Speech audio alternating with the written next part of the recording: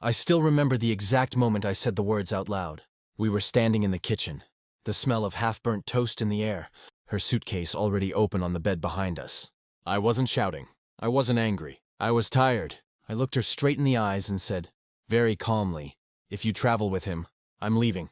It wasn't a threat. It was a boundary I had never drawn before. She laughed like I'd made a joke, a short dismissive laugh. She told me I was being dramatic, insecure, controlling. She said he was just a friend, and the trip was already planned. She reminded me how much she needed this break, how stressful life had been, how I should trust her if I loved her. I wanted to believe her. God knows I did. We had been together for 4 years. 4 years of inside jokes, late-night talks, shared dreams, and promises that felt unbreakable at the time. I knew her routines, her moods, the way she tucked her hair behind her ear when she was lying or trying not to say something.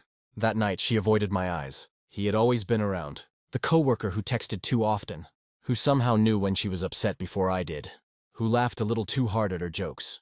I told myself I was imagining things. I didn't want to be that guy, the jealous one, the insecure one. When I warned her, I was hoping she would pause, that she'd close the suitcase, sit beside me and say, "You're right. You matter more." Instead, she zipped it shut. The morning she left, she kissed my cheek instead of my lips.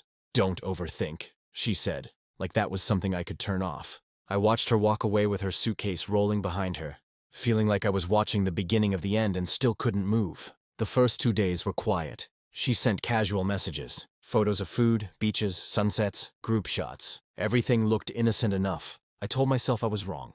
I felt ashamed for doubting her. I even typed out an apology message but didn't send it. On the 3rd day, everything shattered. I was scrolling mindlessly when her story popped up. A bright blue ocean, a white sandy beach. Then the next slide loaded slowly, like it wanted to hurt me on purpose. There she was, in a bikini I had bought her, laughing, his arm clearly around her waist. Too comfortable. Too familiar. The caption was worse than the photo. A heart emoji, a sun. No explanation. My chest tightened so hard I thought I might throw up. My hands were shaking. I stared at the screen, hoping I had misunderstood, hoping there was some angle, some excuse that would make it okay. But I knew. Deep down I knew. I didn't call her right away. I needed air. I walked for almost an hour, replaying every conversation, every red flag I had ignored, the late replies, the secret smiles at her phone, the way she defended him more fiercely than she defended us. When I finally called, she didn't answer. I tried again. Voicemail. Then a message appeared. "I'm busy. I'll call later." That word hurt more than the photo. Later that night, she called like nothing had happened. Her voice was light, almost cheerful. I asked her about the photo. There was a pause. Just long enough to tell me she was choosing her words carefully. "It's just a picture," she said. "You're reading too much into it." I reminded her of my warning. I reminded her how clear I had been.